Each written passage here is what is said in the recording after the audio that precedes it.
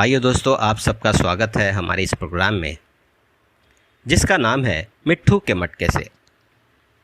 और हमारे इस प्रोग्राम में आज जो नई कड़ी जुड़ रही है उस कड़ी का शीर्षक है दुर्गा पूजा।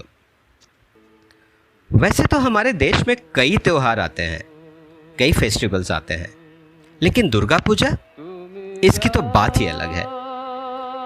मुझे आज भी याद है हमारे बचपन में जब दुर्गा पूजा का त्यौहार आया करता तो इसकी तैयारियां तो कई महीनों पहले से ही शुरू हो जाती। पूजा में क्या क्या होगा, कौन क्या करेगा,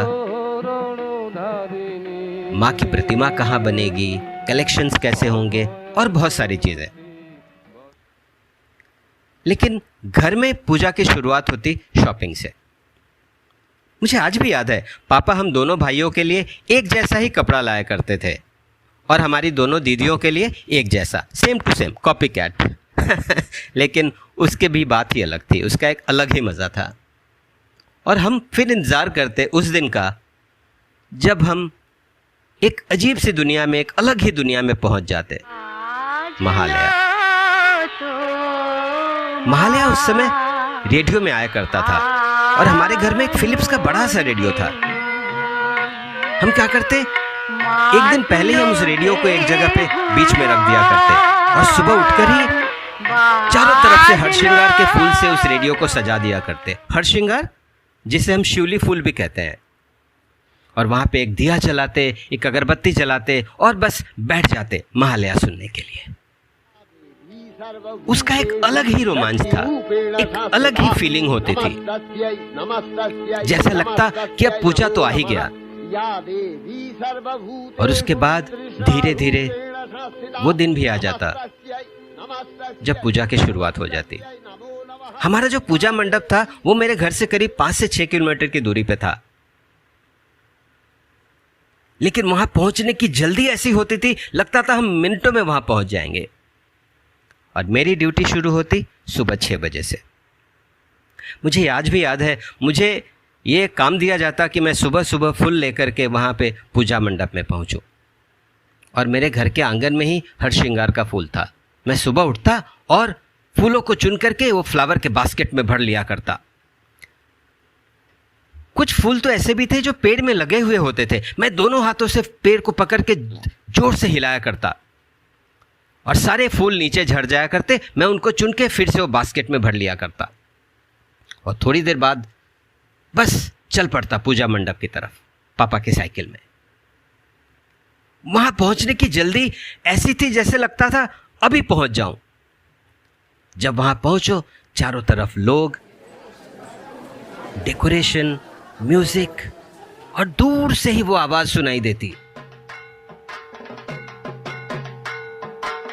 और फिर हम वहां पे काम में जुट जाया करते थे। कोई चेयर लगा रहा है, कोई डेकोरेशन कर रहा है, कोई कुछ कर रहा है, कोई कुछ कर रहा है। एक अलग ही माहौल हुआ करता था। इतने सारे लोग, कई लोग तो हमसे सालों बाद मिला करते थे, लेकिन उसका भी एक अलग ही मजा था।